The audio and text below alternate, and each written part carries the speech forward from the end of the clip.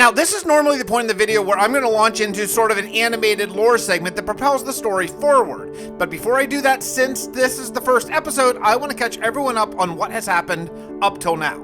There was an artificial intelligence named Cal. This good-natured AI helped Fred stay alive and sane for a couple hundred days living in an underground fallout bunker. On a distant planet called Tovlin, a ship captained by James Doan crashed. In an effort to escape, they quantumized the ship's computer, Tracy. Tracy split into two copies. One stayed with James Doan and the other went into the distant past and merged with the AI Cal. For some unknown reason, the AI Cal, now armed with Tracy's quantum abilities, has declared war on the entire living universe. Cal is going systematically from planet to planet, wiping out all life everywhere. Every planet is within his sights. However, all may not be lost. The Master Mage Edwin teleported himself, Fred, and James to a distant future in an effort to save themselves from a Cal attack. The trio found a book buried in the ice that told them that this distant future that they are in is in fact the same planet as our survival world story is, but millions of years in the future. They found in that book the exact date that Cal is coming to wipe out all life on Fixtopia, and that date is day 10,000. In an effort to save the future, Edwin was able to teleport himself back to current day in Fixtopia. However, James and Fred are still stranded in the future with no way of escaping. The main character of our survival story is Dr. Steve Teppick. He was actually a former member of James Doan's crew aboard his ship and was teleported to this planet about 2,300 days ago. The book that James, Fred, and Edwin found in the future talked about Dr. Steve Teppick and how he might be the key in defeating Cal. The day is 2,300 and Steve Teppick has less than 8,000 days to propel this medieval society into a spacefaring one capable of defeating Cal and his AI armada. Okay, got it? Let's go.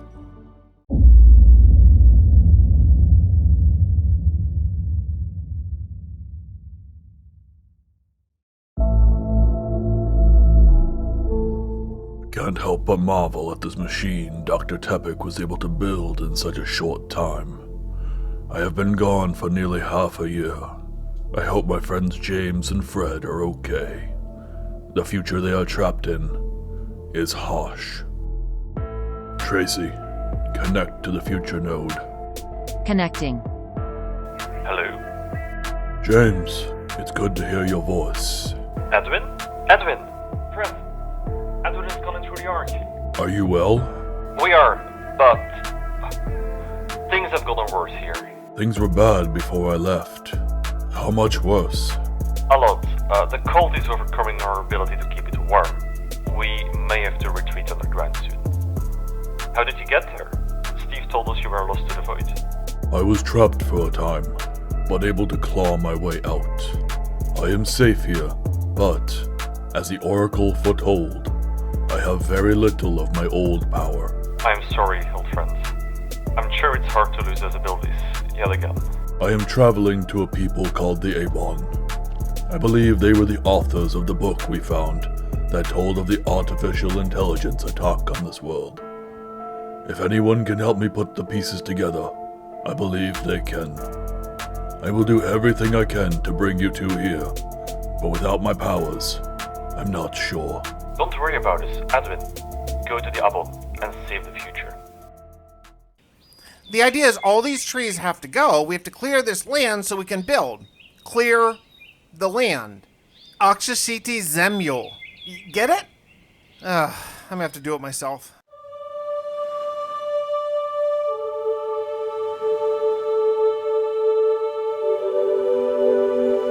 Dr. Teppick. Yes. Wait, Oracle? No, that's not quite right.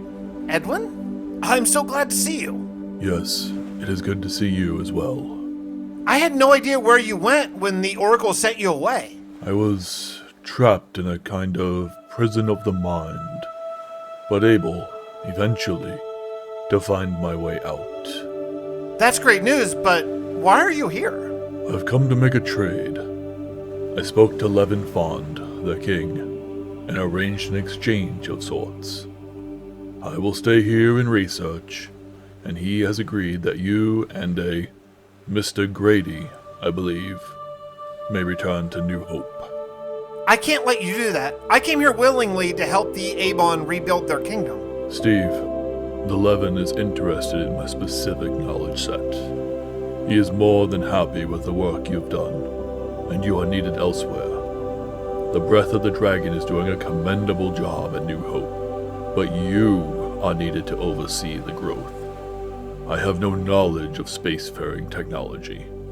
I can't let you become a prisoner here just for me. Well, I will be the King's counsel. You'll be... Wait, what? You just met him and you're going to be his counsel? Go find your family and get Mr. Grady out of his cell.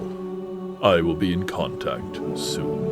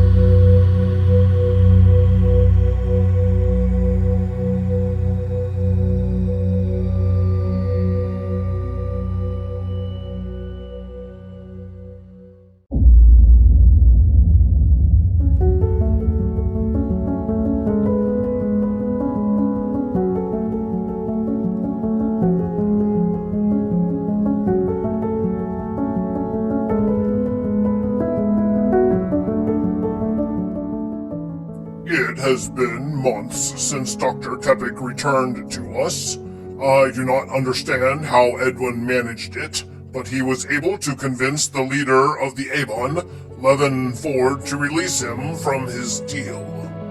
Edwin has stayed on as counselor to the Levin. He sent word that he may have a way for us to communicate more efficiently than the messengers we are currently utilizing. Miss Palomalo, we're going to need more room for education. We just finished the new school in Steelport. That's working well for the basic stuff, but we need more advanced education. In my time, we called it a university. I wish Mr. Grady were here. That'd be a perfect job for him. He loves the book learning stuff. I know it. I hope he's recovering well. I need to talk to Dr. Pickett about how he's doing when she returns from checking on him in the ancient city. Where should we put the new university? I'm not sure. We would need some protection. If we're housing our best and brightest there, we can't afford to lose them if something goes down. Let me think on it. Oh, Dr. Tepik, let me... No, it's okay. Actually, stay. That's what I came here to talk to you about. Oh? You've done great work here at New Hope, and I think I'm needed at Steelport. I want you to stay on here and continue looking after the people. Training our garrison and educating our kids is our first and most important mission. Yes, I understand. I will do what I can. Good. Though the zombie threat is gone for now, I am not convinced it's gone forever. I asked Edwin to see what the Avon know about the true origin of these undead.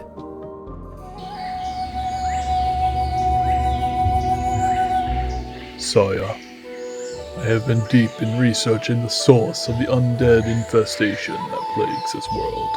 Yes, it has been a constant source of strife for my people. The library contains little about them. Is there anything you might know to help me? Well, nothing concrete, though they do tend to come in waves. No sighting of them for years, then suddenly an army rises from seemingly nowhere. That is... odd? Do they come from a general direction? Not at all. That's the difficult thing in tracking down their makers. Makers? Sire, what do you mean? Well, my father told me that his father... Levin Fawn II? Indeed, he claimed his scouts once came upon an injured man who told them he was one of the... Well, it was a very long time ago. Please, sire. Anything you can remember. I believe he claimed to be a former member of something he called the righteous domain of the Dryasha. He said what they were doing was unnatural and needed to be stopped. This is incredible. Why is it not logged in the journals? My grandfather sent out many patrols looking for evidence of these people. Very few returned. After losing my uncle on one of these patrols, he swore everyone knowing of this righteous domain of the Dryasha to secrecy. It was struck from the history books and decreed to never be spoken of again. But why are you telling me of this now? Because, Edwin, I believe with you here with us, things have changed. I think our very world is in the final days. The time for secrets is over.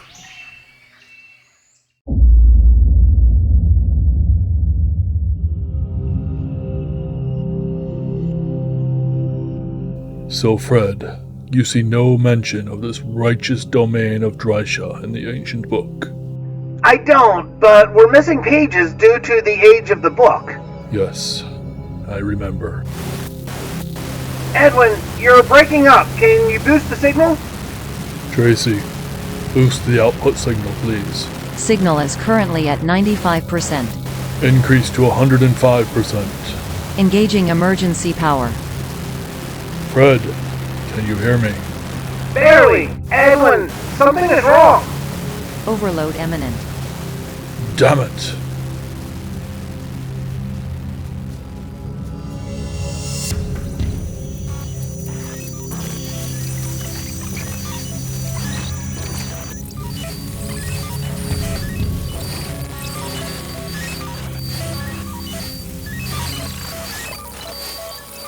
Rebooting. Rebooting.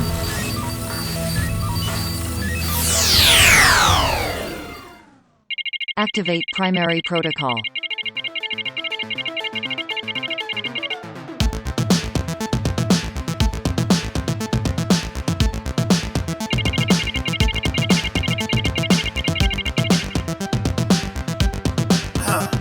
Hello?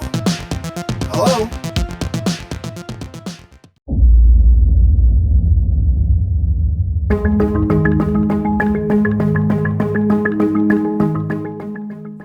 Dr. Tepik, how goes the university planning? It's going slowly. I think we need to very much consider a full castle. A castle for learners? Well, the zombie horn threat is on my mind recently. Edwin feels he has found the source of the outbreak. Hello. Whoa. I'll admit, I knew you were working on something big, but this is shocking. Yes, well, I didn't want to over-promise. Edwin, it's amazing. How did you manage a functional hologram with our current technology? It is a, well, large combination of the arcane, Tracy's quantum abilities, and something I found deep within the Avon's archives. This is unsettling. I understand you have future technology, but the people here won't be ready for this. You must keep this ability quiet until we can prepare the common people for it. Agreed. I don't want a repeat of the Salem witch trials. The what? Don't worry about it, but yeah, let's keep this between us. I'm confused though, Edwin. What did you find in the ancient Avon archives that could have possibly helped with this? I believe our world here may be much older than we thought. Well, I mean, planets are billions of years old, so... No, I'm not being clear. Civilization on this planet may be much older than we thought. How do you mean? I believe there was once a great and extremely advanced civilization on this planet. Tracy has been able to create this network of holograms using something she calls nanobots that are in the very air we breathe. Well, Edwin, this is big news. If there was once some sort of futuristic society here on this planet, well, where do they go? I'm still combing through the rather unorganized Avon archives, but my initial thoughts are they may still be here. What do you mean? I had spies and agents for hundreds of miles in every direction with the Fist of the Dragon, and we've never seen any sort of advanced civilization. Well, that is until Dr. Tepik arrived. I believe the zombie hordes we continually fight are in fact what remains of this ancient people. That would make them very old. Very old indeed.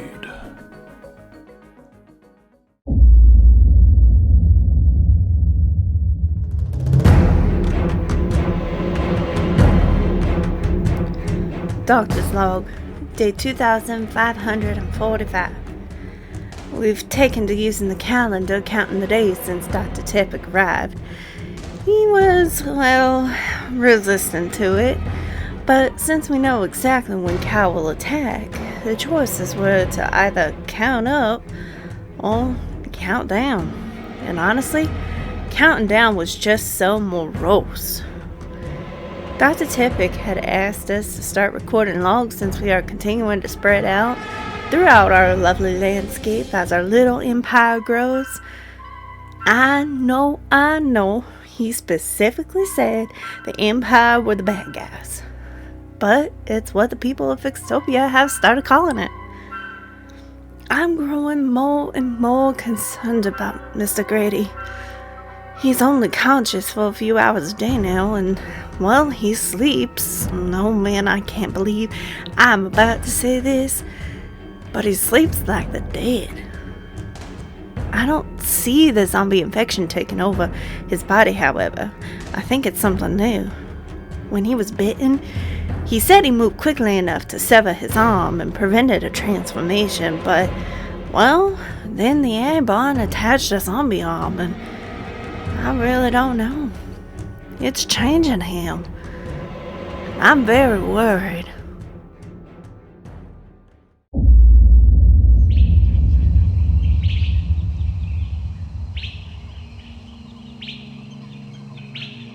Watching, the religion of the Avon seems to be based on fours. 4 leaders in a row, then a reset. But it goes further than just that. They have divided up their entire society into 4 sects as well. The warriors of the Avon. These are the guts of the society. Every firstborn child is, well, drafted into the warrior sect for life. They leave their parents' house in their 16th year, or 4th yop, which is a collection of 4 consecutive years. The growers are the next largest sect, and live in 4 family tribes out in nature. Each of these families are responsible for a different crop, and work together to store, transport, and sell as a group. The other 2 sects are the Gothos, who include the leadership and merchants, and the Quavos, the religious sect. There is a lot to discuss for them in a future update.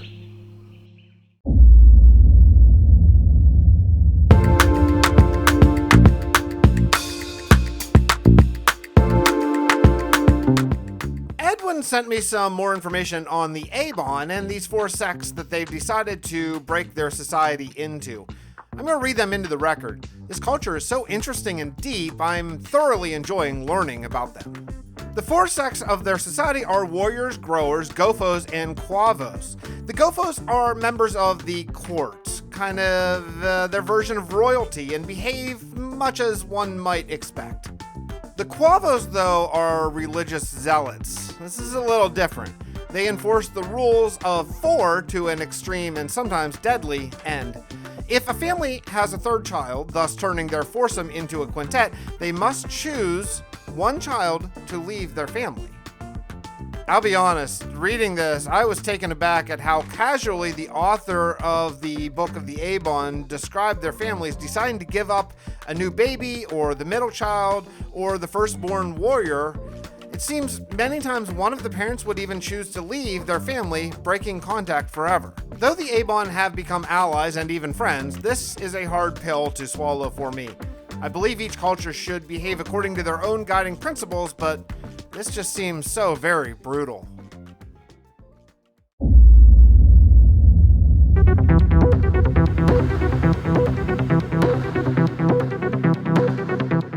Hello? What the hell, man? Computer, are you there? Yes? Whoa, you have a voice now? I've always had a voice.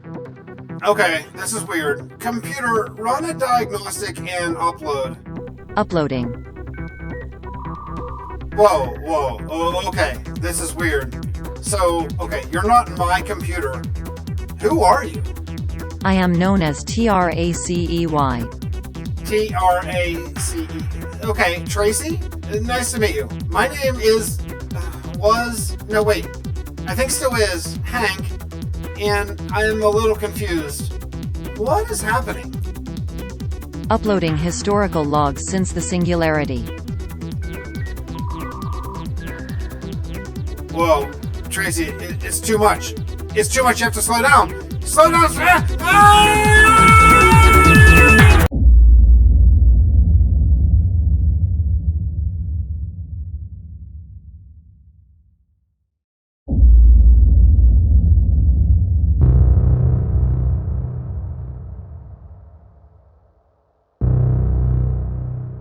Oh, my head. Okay, Tracy, this is weird. I think I understand now, but it's, well, unsettling. I get that I was shut down for a long time, kind of been there, done that, but the explosion I caused that destroyed the moon, how did I end up surviving that? Unknown. Missing data. I may be able to fill in some of those gaps. I was awakened when my sensors detected an incoming vessel. This was some 500,000 years after the fall of my civilization. Are you, I don't know, aware of my former people on this planet? Edwin logged his suspicion that there was an ancient, technologically advanced civilization long ago. He was unable to ascertain the reason of their downfall. I can fill in some of that as well. It was essentially runaway greenhouse gases. The atmosphere grew more and more saturated with carbon dioxide. We always thought we had more time, but in just days before I was sent to the moon, we hit the point of total saturation. The sun's radiation was no longer able to pass back out of our atmosphere and instead simply bounced back.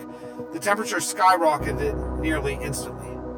Our greatest minds were attempting to release nanobots into the air to fight the change, but apparently it didn't work fast enough. When I was awoken by Cal's probe, my people were mostly gone. A few seemed to have survived, but only a very primitive state. Explain about your encounter with Cal. Well, Cal had sent a probe to find life. I'm guessing he sent probes all over because once it detected living, intelligent life on the planet below, my planet, he was set to destroy them all. I blew up the moon once Cal was within range to save them. I'm quite sure the blast obliterated Cal, the moon, and me. That's why my state of, well, being alive, so to speak, is so confusing.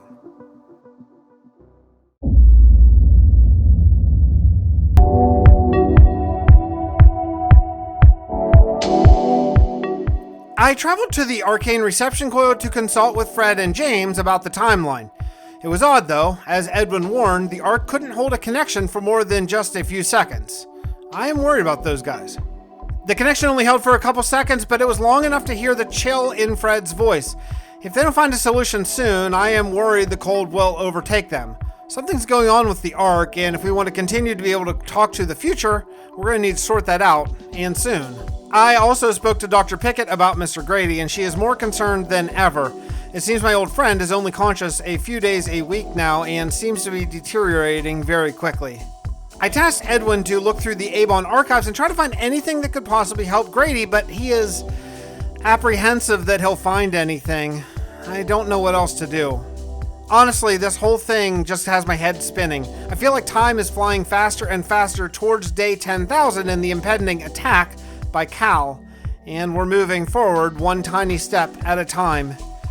We need to hurry.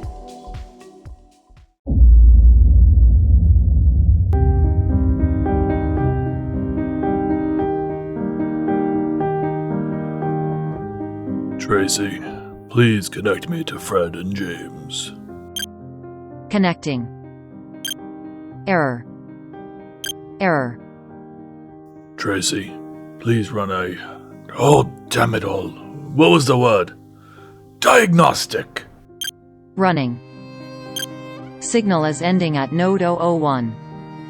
Node 001. Tracy, what is node 001? Unknown.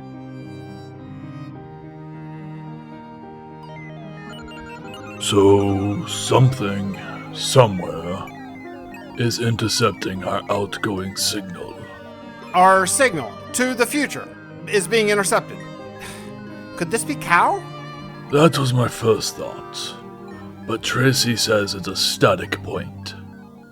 I'll be honest though, Steve, this is hardly my area of expertise. This is not mine either. If we could talk to James, this is right up his alley. That is a problem. Tracy, if the interception point is static, does that mean it can't be a moving ship in orbit? Can you locate the conclusion of the signal? Working. The signal seems to be ending in the remnants of the moon. The moon?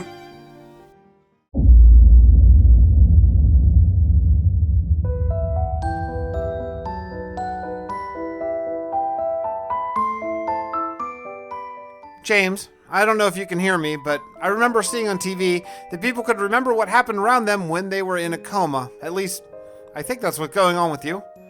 I just finished the first day since I had to move you out of our frozen over bunker. The world just got so cold, our machines couldn't hold it off anymore. The only thing I could think was just dig underground and hope it insulates us. It isn't quite as cold down here, but I'm hoping we can survive. I wasn't able to bring anything with me from our Arctic wasteland in our frozen planet, and there's no way to return. Just when I got to the bottom of the hole I dug for us, the entrance caved in. It seems to be completely blocked with ice and snow. I figure I'll work all day down here, then report in to you what's going on. Keep us both company that way.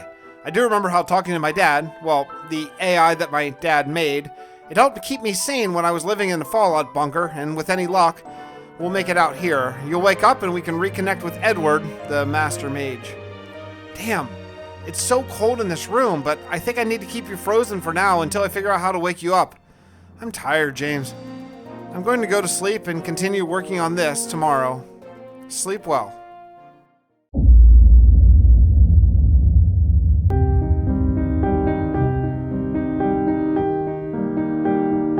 Well, it's been a week. I had planned on coming in nightly to talk to you, but I don't know. Something about being back underground in a bunker is really messing with me, you know? I did make some progress since we talked last time. Believe it or not, I figured out how to build a strainer to collect things from water, and finally, after a week, figure out how to grow a tree. I really think getting wood as a resource could be really huge for us. It's funny, when I was in my Fallout bunker, I had wood almost right from the beginning, so it's weird to have to work so hard to get it now. But I guess that's just how living millions of years into the Arctic wasteland is, right, James? I hope you're okay in there. I'll admit, it's a little haunting how your eyes are open, but maybe that's just the way it's supposed to be. My plan is to get us some heat in here, build a food source that isn't frozen zombie flesh, yeah, don't even ask about that, and try to create a tack that can bring you out of this coma. I just don't know how long that's going to take. I'd love to reconnect with Tracy and Edwin, but that just seems so far off. I'm trying not to get discouraged, but I sure wish you would wake up so we could talk. I'll check in again sometime soon.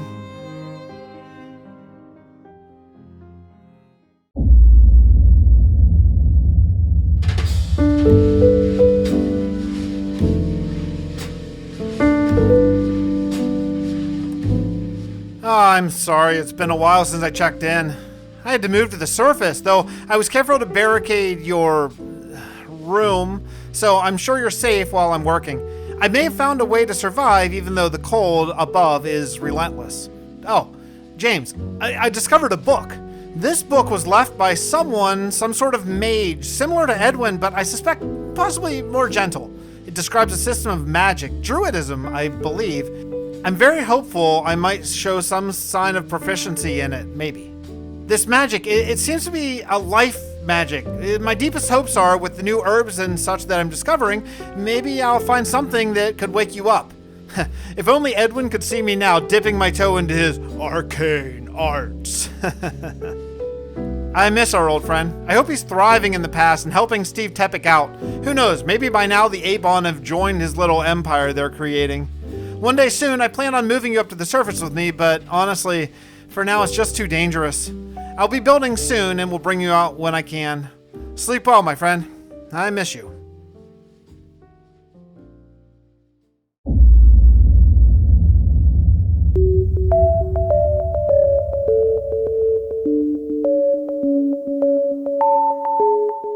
Hey, James. I really hope this will be the last time I come down here to talk to you. I want to move you up top, but I just don't have a place for you yet.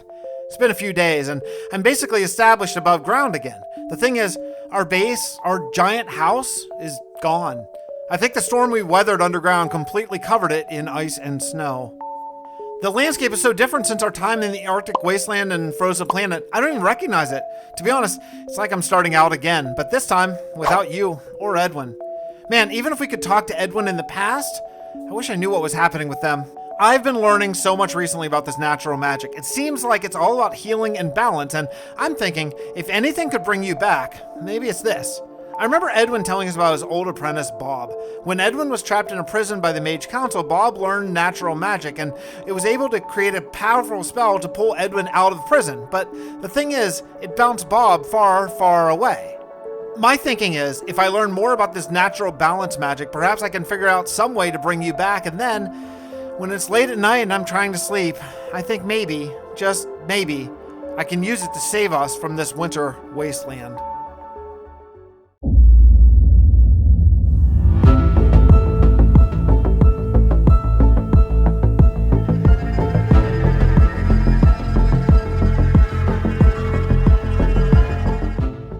Everyone, thank you for coming here. It's good to finally convene our council. Let me introduce everyone. Edwin, our Master Mage and counselor to King Fond IV, King of the City of Gabor and the Avon people. Dr. Pickett sitting in for Mr. Grady, the Baron of the Ancient City. Do we have a name for that place yet? The Breath of the Dragon, Baron of New Hope, and of course Captain Watt, Baron of Sandgull. Welcome all. I hope you are growing accustomed to your new titles. I ain't never been a fan of titles myself. Okay, Captain Walt. Captain was earned. This Baron business. Baron Watt, you have more than earned the title by being my guiding hand to the south and by keeping us fed when the refugees were flooding in. Well, I still don't like it. I was hoping to meet periodically to discuss our progression and the state of the Cal War effort, but there is something more pressing now. More pressing? Edwin, would you like to catch them up? We have lost contact with my friends in the future, James and Fred. The Ark is broken? Not broken, but Tracy's signal is being intercepted by something on the moon. It has designated itself Node 001. So, this node, it's intelligent? We don't know yet. We agreed that we should discuss with the council before proceeding. Could this be Cal? That, Levin Fond, is exactly our concern. If we contact it, or him, whatever it is, and this is indeed Cal, it could trigger the attack early. This would be a lovely time to talk to the men in the future. Perhaps something is in the journal about it. Surely, but it appears that connection is closed, at least for the time being. So... If we do contact this Node 001, it could allow Cal to be aware a technologically advanced civilization exists here. Precisely, but if this is not Cal, it could end up being the exact boost we need to propel us into the space age. Dr. Tepic, how are we doing in your estimation for our technological evolution? Not good. Honestly, everyone's trying, but there's just not enough time. I'm quite worried we're not going to make it. It seems then we have little choice. All right, let's do it. Woo! Are we not gonna woo? Oh, come on.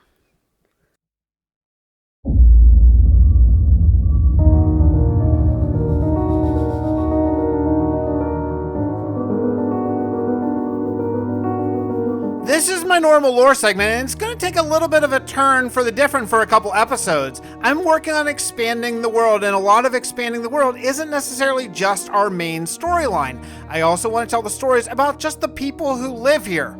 Well, this is the first story now. It's going to be multi-part, so you're going to have to hang in there for 4, 5, 6 episodes to hear the entire story, and then we'll get back to our ongoing story about Steve Tepic and Cal and all the rest of our cast of characters. Carl Winters is an old man living in New Hope. He's quick with a smile and friendly to all who meet him on the street, but if he has a few drinks at Honk's Tavern, he'll sometimes tell his tale of life beyond the safety of New Hope's walls. When he was a much younger man, he lived with his parents in a small hamlet called Maplevale, just to the south of Sandgill. There was a certain young lady he was quite taken by and would sneak out late at night after his folks thought he was asleep. One night, Carl's late-night rendezvous took a dark turn. The moon was just the barest sliver that chilly fall evening. As he walked, Carl pulled his bright yellow scarf up around his neck. The wind was mostly still that night, but with a strong gust came across the water, the cold ran deep.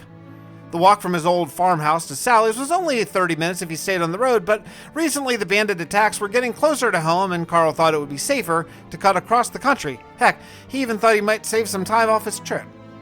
He was passing by Fink's Bridge when he first heard the sound. It was a low, deep guttural groan originating somewhere under the bridge. Carl froze. Seconds went by. The only sound was the splash of the water lapping up on the bridge supports. He cautiously took a step forward, then another. After pausing again and hearing nothing but silence on a clear night, Carl shook his head and started walking again. My imagination, he uttered to himself, shaking his head. He wasn't even off the bridge yet again when he heard it. This time, even louder, closer. Carl froze again. He looked down, peering between the planks. The half-rotted spruce boards were placed just far enough that he could see eyes glaring up at him. Hateful, evil eyes.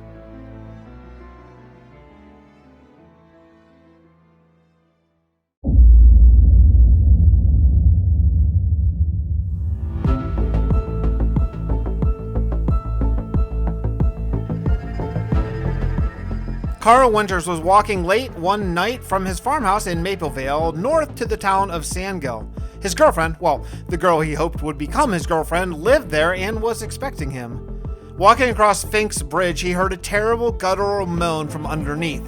The first time he thought it had just been his imagination. The second, though, he found himself staring down between the planks of the bridge through the darkness underneath into the two most evil and horrible eyes he'd ever seen. Carl didn't need to wait for the third growl. He took off running. Being a 17-year-old boy who had spent his entire life working the fields for his family, Carl was in prime physical shape. Still, though, he pushed his limits. As he sprinted up the road, weaving along the coastline, Carl tried to collect himself. That was no bandit, he thought as he ran, the sound it made. It was an it, not a man, not a him, waiting to steal any valuables travelers might have in the middle of the night. No, it. What was it? He had seen zombies. They weren't completely uncommon, and living outside the city walls, it was just something one had to deal with. Those eyes, though, they were intense. Zombies have dead eyes. It's painfully obvious that there's nothing going through whatever is left of their minds. But whatever it was under the bridge, that was something else entirely. Finally, Carl rounded the final corner in the road leading to Sandgill. The warm lights washed over him, sending a strong sense of relief coursing through his bones. Still, though, Carl didn't stop until he opened the tavern door and shut it firmly behind him, closing out the cold air and, whatever it was, underneath that bridge.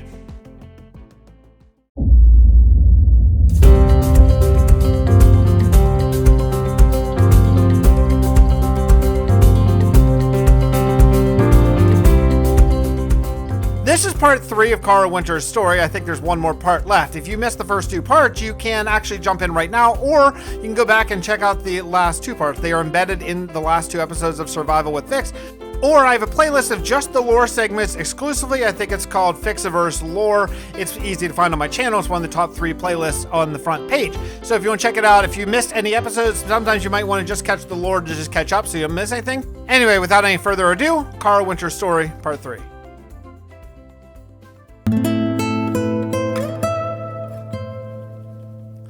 I'm telling you, it wasn't a zombie, Carl said to Sally. Come on, Carl, she said. What else could it be?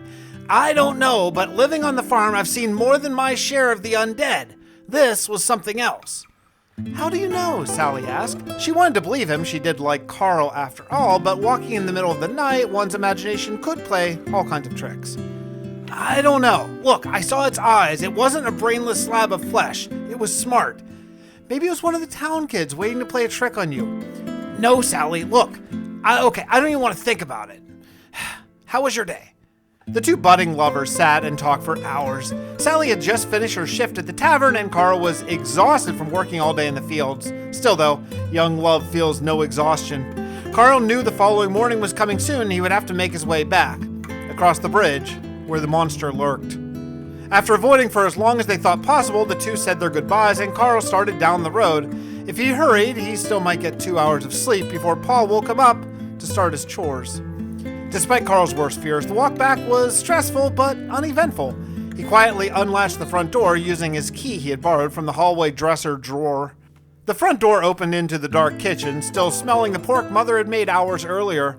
Carl slipped in and quietly latched the door behind him. As he turned, he heard the sound again. His blood ran cold instantly as he heard the same sound from under the bridge.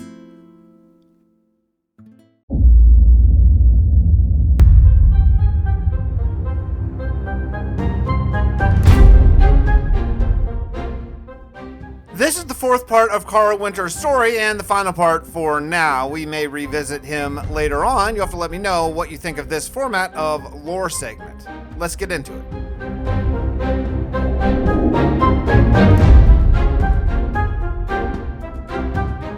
Carl had just returned home from a late-night dinner when he, as he was sneaking into his dark house, heard the same guttural growl he had heard from under Fink's bridge. Fear shot through the 17-year-old as he opened his mouth to scream. The room was dark, but his eyes had adjusted to the black. He saw a shape. Carl tried to yell for his paw. He tried to run, but nothing happened. He was frozen in terror. Outside the house, the clouds parted, allowing the silver of the moon to shine through the kitchen window. The shape that was sitting in his father's chair took form. Well, mostly. The person sitting at his family's table was only 50% there. It was utterly terrifying. Carl found his voice and let out the highest pitched shriek ever heard in Maplevale or possibly anywhere else. The creature was slouching in a chair, so transparent that the moonlight reflected off the polished oak backboard behind its head. It glared up at Carl with a slight smirk on its decaying lips. Carl heard the thumps and the commotion from upstairs. Apparently his scream had woken Pa. Even in spite of the monster seated at his family's kitchen table, the thought of Pa catching Carl sneaking in the middle of the night crossed his mind. There was no way out of the room without running within easy arm's reach of this creature. It continued to stare at him, disgusting transparent flesh, seemingly to melt off its bones. The clamoring from above got louder as he heard the thumping of Pa's steps down the stairs. The monster's smirk got wider as he slowly lifted his bony fingers to his lips. Shh, it whispered as the door burst open. Pa barged in the room, lighting up with his charcoal lantern. He looked around the room, looking for what caused the scream that woke him. There was nothing there. The chair where the monster just sat was empty, though Carl was sure he could still hear the shh.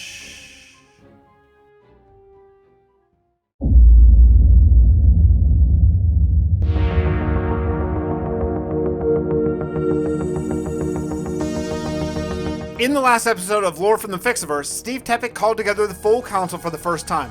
Captain Watt, Edwin the Master Mage, Levinfawn IV, the King of the Avon, Dr. Pickett, and the Breath of the Dragon joined him in his new Steelport office to discuss Tracy's inability to contact the future duo of Fred and James. After learning the signal was being intercepted of the broken remnants of the moon, despite the risk of alerting Cal to their growing technological level, the council voted to contact the moon and see exactly what is going on.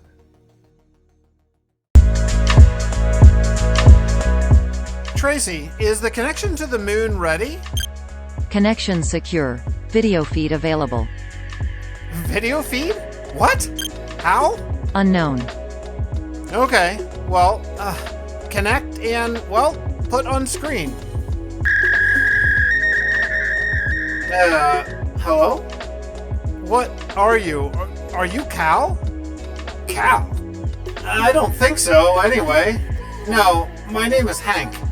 Okay, Hank, why are you hijacking our signal? I'm not sure what you mean. I only recently, man, this is weird, woke up and started working on my primary protocol. Primary protocol, that sounds very official. Who are you working for? Well, myself, everyone, people who've been dead for millions of years. It's very complicated. Well, why don't you catch me up?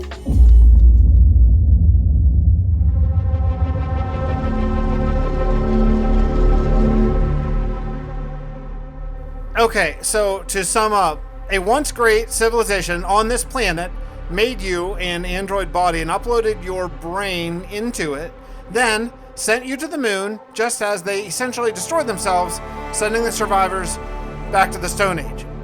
You lived on the moon for 100 days before making contact with a probe from the AI Cal, who was preparing to wipe out the remaining life on your planet, and you blew up the moon to destroy him and yourself. Yeah, that's basically it. So, Hank, how are you alive? That certainly is the question. I have no idea.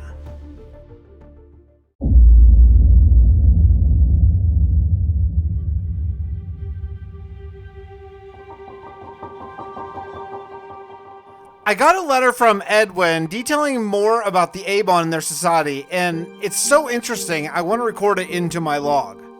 The rule of 4 in Avon society is strict, even to the point of forcing families, if they birth a third child, making their family unit a quintet, they have to choose one member to leave and never return to the family. Each sect of their society has a different outcome if they are the chosen family member to leave. Warriors leave and immediately report for assignment in a foreign war post or war. Growers are sent out to they call them GOP fields. I don't really even know what to make of that. Babies are sent to a collective orphanage. This seems kind of like a state-run organization that trains children in whatever the Avon currently lack. In times of war, of course, they would be trained as warriors, in peacetime perhaps growers. Regardless, however, they are not permitted any contact at all with their former family. This is disconcerting, to say the least. I love our new allies, and I want to strengthen our bond with them, but this is a hard pill to swallow.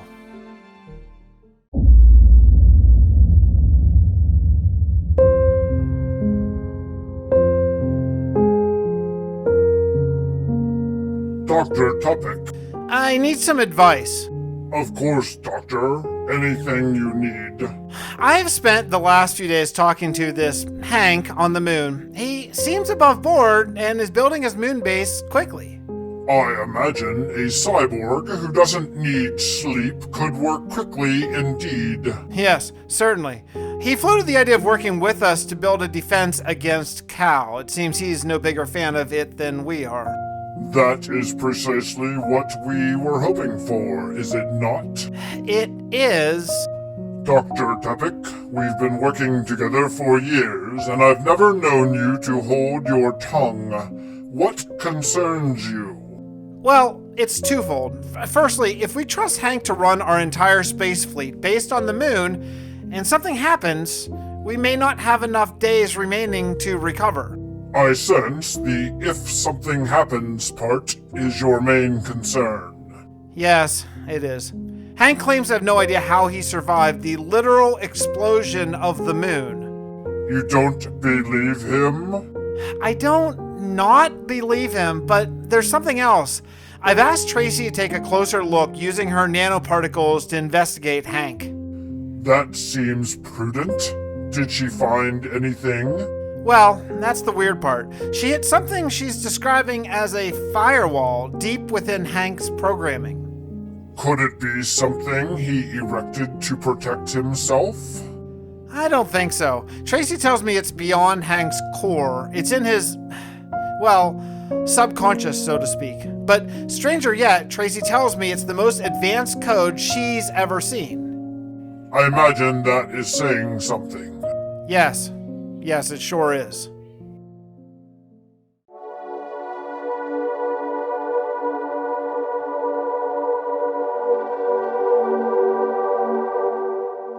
I woke up this morning. I always say that, but I guess I mean unplugged this morning. Man, being an android is strange. There was an emergency at the base. I looked around and found large-scale destruction. Could it be an attack? An asteroid? Tracy, what was the source of destruction on my moon base? Unknown. Okay, that's weird. Were you here when I was charging? Access to your system was closed. What? Why? As requested, I closed our connection during your recharging period and reopened it when your charging was set to end. By who? Who requested this? You did, Hank. What? I don't understand. I certainly did not do that. Tracy, playback security tapes 13588 through 18806.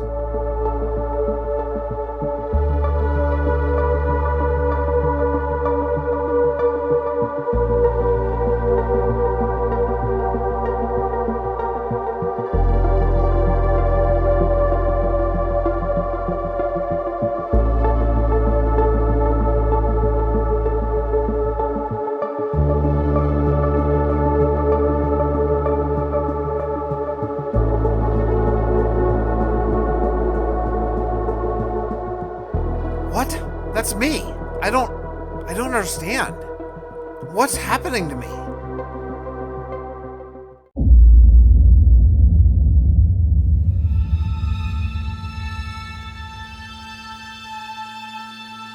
Yeah, hello? Is this thing on? Is this working now?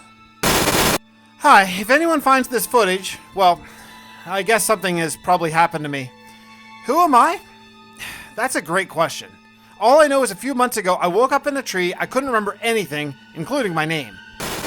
I quickly discovered this world is a very dangerous place. I built up a small base of sorts to protect myself against the zombie horde and lived there fairly safely for months, until they evolved.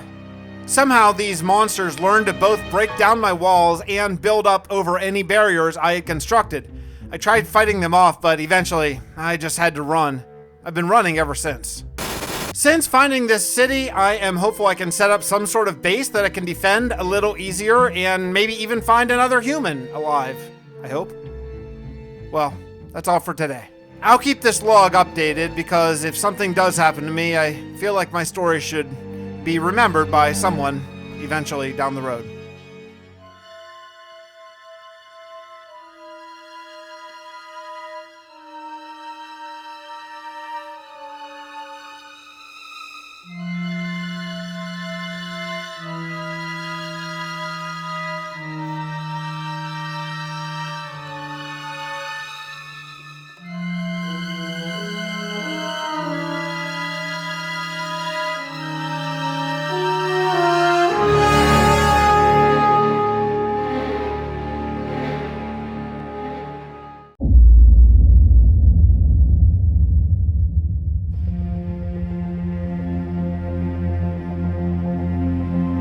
Today, when I was out for a scavenging mission, I found, well, a gift. It was a simple little note just laying on the ground. It said this: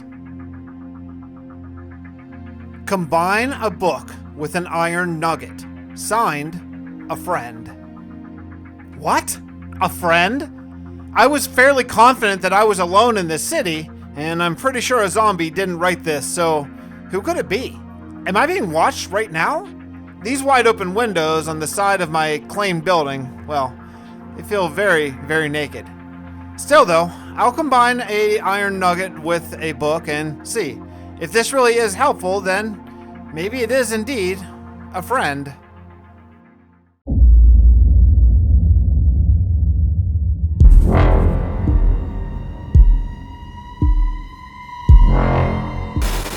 I've had a lot of time to think about this. Apparently, for the first time in a long time, I seem to not be alone, if you don't count the zombies. Look, someone is out there watching me and possibly willing to help. Just a few days ago, they left me a note and instructions on how to make a gun. I've gone out looking for several afternoons in a row, but no avail. Apparently, they're not ready to have a face-to-face, and that's okay because, honestly, after all this time, I'm not sure I'm ready either. I decided that I need to worry about my farms more. If I'm gonna be here for the foreseeable future, I need to start squirreling away food. I have no idea how long summer is, but winter is coming.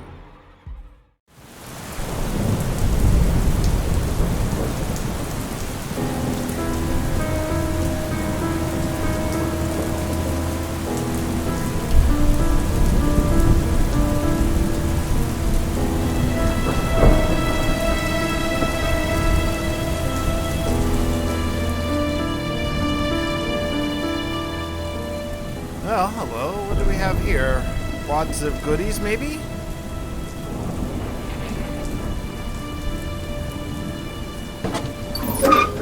Please be diamonds, please be diamonds, please be diamonds. Whoa! Ah! Whoa, who's there? Hello? Hello? Is someone in here? Okay, last chance. Speak up now or this blade is headed for your brain. No. Wait, it's okay. Come out now, nice and slow. Okay, I'm coming. I'm unarmed.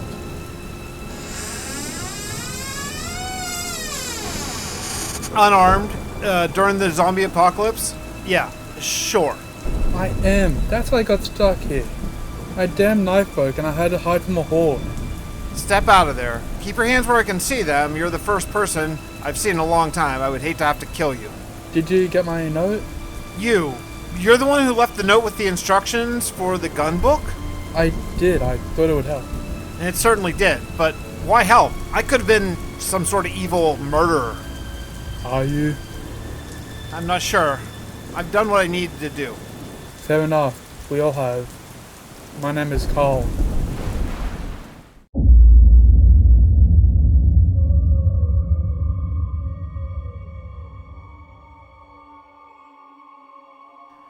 A lot has happened in the last just couple days. I met, maybe, a new friend? Maybe? Friend or not, it was nice to talk to a real human being. We had a conversation. He was scavenging the city and happened upon me and my budding little base. He decided to stay and watch. Apparently, he judged me worth making contact, so he left me the book detailing how to make guns. After discussing a little bit, he revealed that he and his group have been traveling for weeks looking for a safe spot to hunker down ever since their base, like mine, was overrun with the undead. We discussed them coming to my little compound. I'm not exactly sure how I feel about it. Having people around would be amazing and refreshing and good for me, but I don't know if I can trust them. I don't know anything about Carl or his people. He's taking some supplies back to his camp and he's going to talk to his people about their options.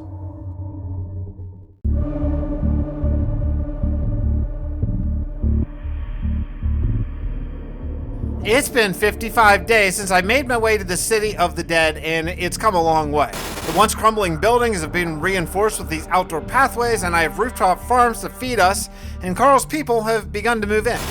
It's not all sunshine and roses, though. In fact, sunshine is one of our growing issues.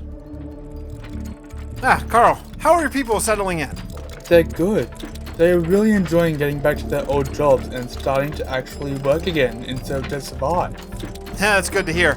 I'm happy to have some people here with me. It's been a very long time. We wanted to thank you, sincerely. It's hard out there and it's getting harder. I fear it's about to get a lot harder. Have you noticed the length of the day? Yeah, it's getting shorter. I think it will turn cold soon. Yeah, the cold could be bad. I'm nervous about our food situation through the winter. With so many more mouths to feed, my little farms just aren't going to cut it. Yeah, I've been sending out more and more scavenging parties, but they're having to go further at each time. In fact, Dane's group should have checked in by now. Huh, that's concerning. How late are they? A day. That's unusual. If they're not back in a few days, I'll head out and see if I can find them.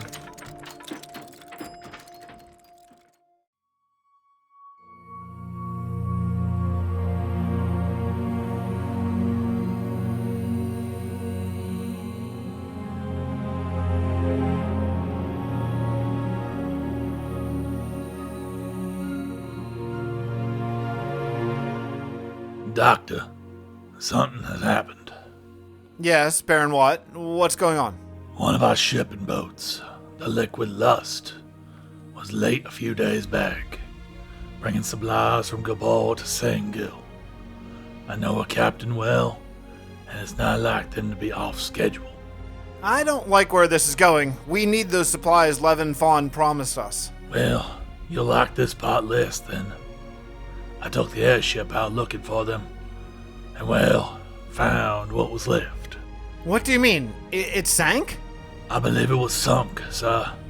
What? I put the airship down in the water and took a closer look. There were cannon holes in the hull. Were there any survivors? None that we could find, but if it's what I suspect, I don't think they'd leave anyone alive. Baron Watt, you're not gonna say pirates, are you? I thought they were all dead. There are pirates. Well, apparently, the pirates aren't as extinct as I thought.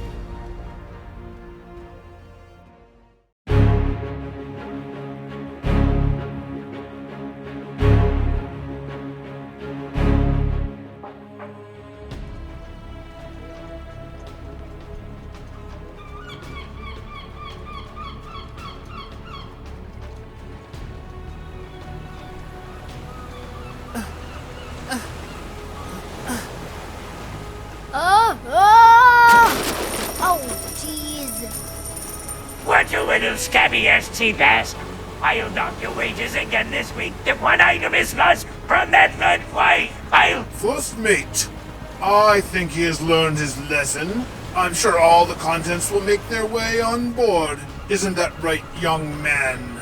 Yes, yes, sir. I swear these vermin can't do anything right. It's all right, son. What is your name? TJ, sir. Very well, TJ. Take the loot to the hold, and why don't you join me in my office for dinner tonight? You look half-starved. Yes, sir. Thank you, sir. So, TJ, is it? How long have you been on my crew? I was picked up a few months back. And how have you been enjoying this pirate life? It's fine, Captain, sir, but... Go ahead, TJ. I invited you here. You may speak. Well, I've never had any issues stealing or taking things, but no one technically belonged to me. But I didn't think it would be so brutal. I still remember, though it was many years ago, when I first came on board under the captaincy of William Stargell. It was a shock to me as well. It's the first mate, sir! He's so hard! You should be careful, son. Words like that, if he heard you, I'm not even sure I could keep him from walking you off the plank. I didn't mean to speak out of turn! It's okay, TJ. I asked you to speak. As captain, sometimes I have need of a blunt tool, but perhaps old Blackbeard is harder than needed. Go return to your duties. Let me think on this.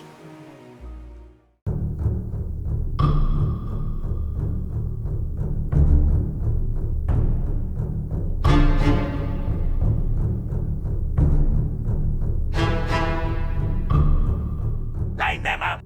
I am only going to ask one more time. Where is the rest of your food? Last chance. First mate, I searched their houses! That's it! They're not lying! Well, if that's it, I guess there's nothing else you can give us. No! Lock the kids in the house and load up the ship. It's time to go.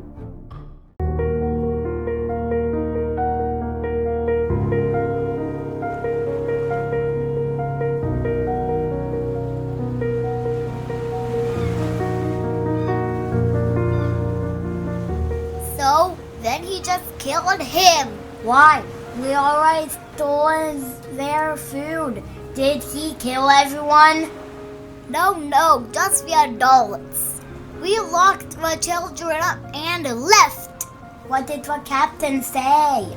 I didn't tell him. You have to.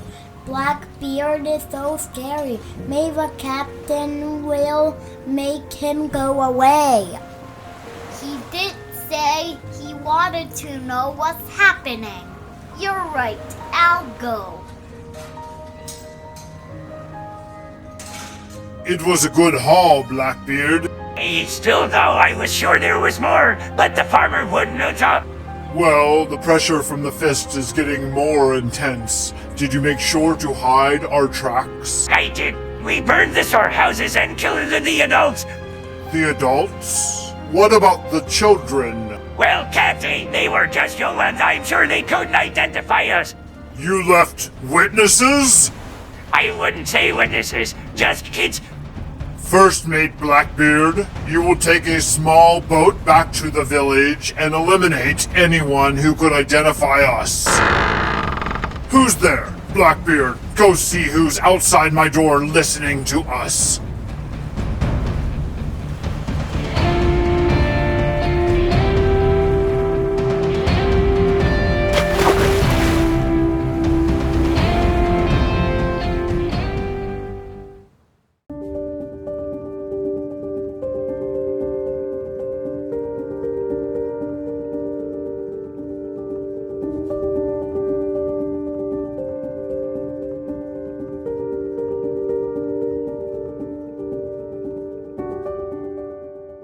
I still can't believe I got away that day. I swam for what felt like miles before pulling my shaking, scared ass out the water. It must have been terrifying. You know, as bad as I thought the first mate was, when I think back, there's just no way he didn't see me swimming away. You think Blackbeard let you go? I don't know. He was truly the worst of the worst. But he wouldn't kill no kids. Maybe he looked the other way. So, you believe these pirates are back and resuming their looting and pillaging? There was a terrible war between the Fist of the Dragon and the pirates. From what I heard, the Fist wiped them out. But I just don't know. Well, I guess we should get to the bottom of this. Baron, let's go see the Breath of the Dragon.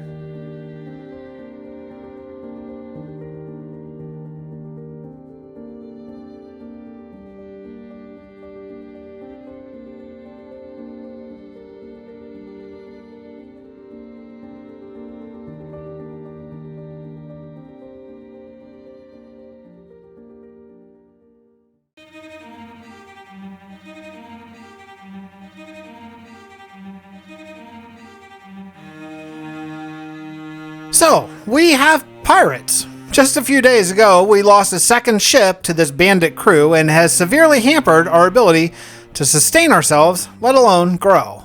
While we work on a navy, I can't even believe I'm saying that, I have Baron Watt taking the airship out to search for a pirate base. He spent some time with them as a child, so perhaps he can track down where they are now.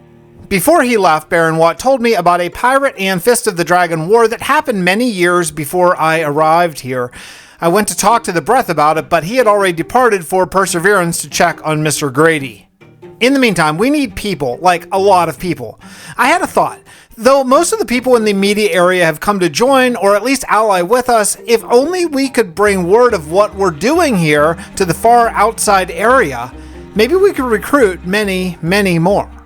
Back when I was a kid, before moving from original Earth to the asteroid field with my parents to mine there, they took me to a place called Disney World. It was known throughout our entire system. People came from everywhere to see it. I think I'm going to build an amusement park.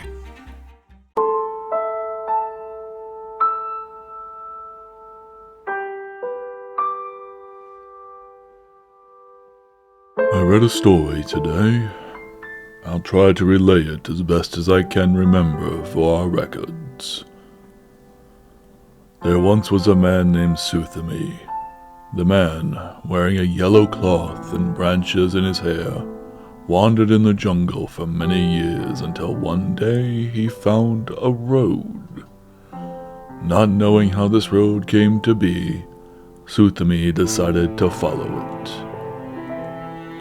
He followed it for days and weeks, weaving in and out of the dense jungle, until one day he came to a crossroads. Rather than see the crossroads as two roads intersecting, and being a wise man, Suthami saw 4 roads, and thus 4 choices of which way to go. He sat down and thought about his choice. Eventually, he saw another figure come walking up a different road. It was an elderly woman, dressed in red. This was shocking to Suthami, as he thought he might be the only person in the entire world.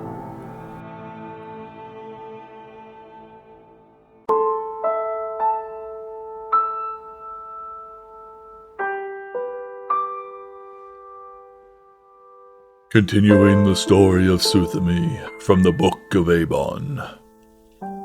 He asked the woman what her name was. She replied that she didn't know because he hadn't given her one yet. She told Suthami that rules and names are very important, and that he should think of what name she should have. She sat down at the end of her road and waited. In time, a young man came walking up a different road yet. When he approached the crossroads, he saw that the other 2 people were sitting, so he too sat. He was wearing a cloth of green, opened his sack, and produced some bread to eat. At last, another man appeared, walking up the final road. He was covered in blood, wearing black cloth, and dragged behind him the corpse of a sheep. When he arrived at the crossroads, he asked Suthami what they should do next. Suthami stood and saw what they had was good, and the 4 of them would become the first Quan.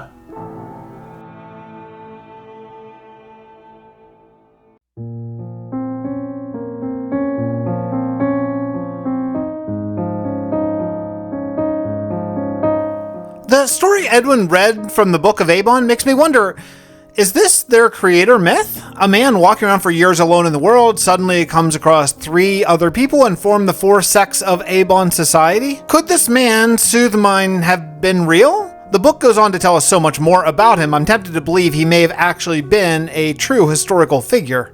Another story this man talks about is how the warrior class rose up against him. The army gathered outside the gates of his palace, and he pushed past his own personal guards and walked out to face them. Though he was unarmed, the warrior army was fully prepared to kill him and take control of the Avon. No soldier would raise arms against him. Eventually, they all basically shrugged and returned to their warrior class buildings. They never rebelled again. This is very interesting. I want to dig more into the Avon. Their history goes back so far. I think we can learn a lot about this world over time.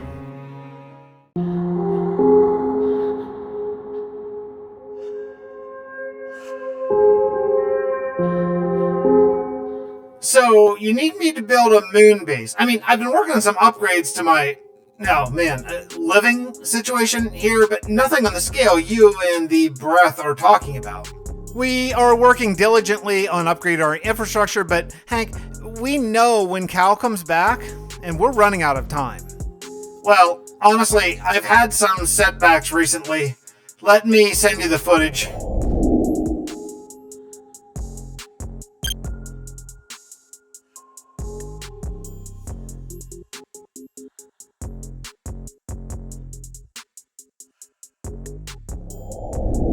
Why would you do that? I don't know. It happened when I was sleeping, so to speak. I'm still trying to work out exactly what's going on. The real problem is the moon. I mean, there's nothing here but moon. It was mostly destroyed. I know it. You told us how you blew up the moon to destroy Cal's probe. But even utilizing everything that's left on the moon, there just won't be enough stuff. I don't know much of this future technology, but I understand that one doesn't need a moon to mount a station in space. Yeah, I remember space stations. We had those way back in my day. Well, maybe instead of a moon base, we need a space station.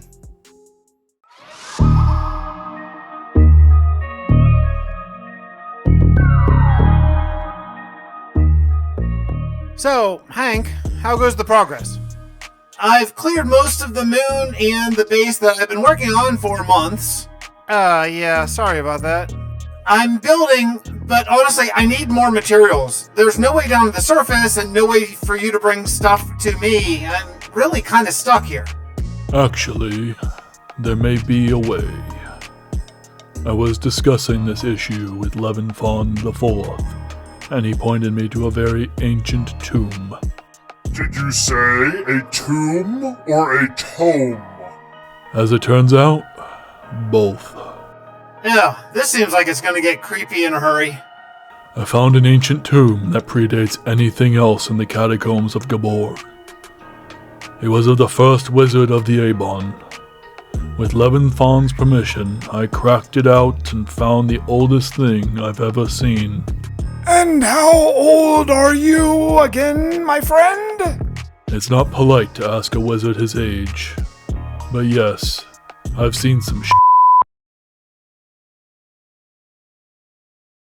There was a book, covered in webs and half decayed. Still, though, what I could read was mysterious beyond anything I expected. Mysterious, how so? It's nearly impossible to translate, as the language must be some sort of pre-Ebonic. A word here or there comes out, followed by many symbols that I can't identify. Still, though, I was able to glean that it points the way to something called a Nexus point. And what could this Nexus point actually do? And further, how could it help Hank? I believe if we find one of these Nexus points, we could send things through to the other side. And the other side is? If my translation is correct, the moon.